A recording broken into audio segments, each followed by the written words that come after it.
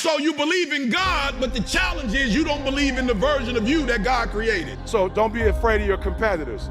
And do not compare yourself to your competitors, because you'll never be as good as they are at what they do. The reason you sitting up there is because you don't believe you belong down here. You're not going to become a good fighter unless you make it happen.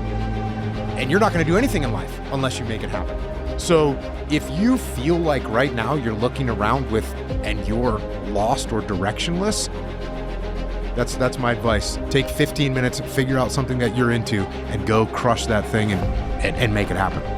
So there are those of you who want to mimic their behavior. It's not their behavior you need, it's their mindset that you need. Winners win and losers lose. But winners win. And if you create a culture of losing, if you keep being a victim, if you keep letting losing happen to you, if you keep letting people do you and treat you any kind of way, it's going to become a culture.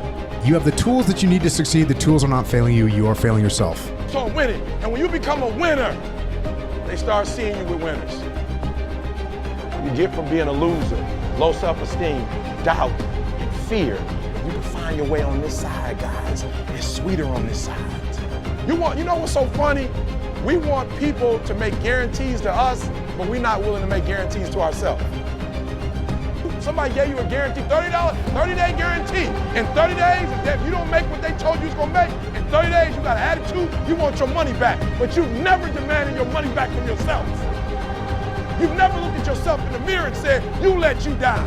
Until you get to that point, you let you down. You're not brave enough. Have you ever looked at yourself in the mirror and said, I'm not getting up on time. I'm not going to work on time. I'm not putting in 120% when I'm at work. I let me down. And when if you think a problem is permanent, it's over. The people. You always want to hold other people to the fire, but you're not holding yourself to the fire.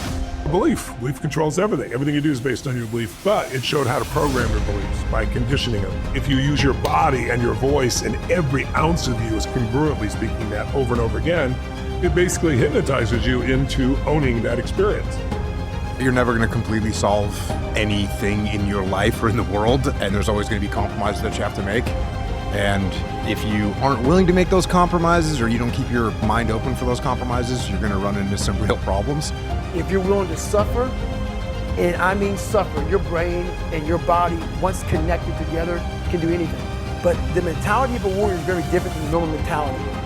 That's the goal in life. To put your life on a billboard, on the busiest road, in the busiest highway in the world, and say, this is how fucked up I used to be. Each thing that is wrong with you has to be a focal point. You can't look at this gigantic list and say, I gotta change all this shit. My God, this is crazy. Amongst the average people wonder, how do you stay hungry all the time? That's the person who's gained knowledge. You gain knowledge through suffering. And on the other end of suffering is a world that very few have ever seen. It's a beautiful world, because that's where you find yourself.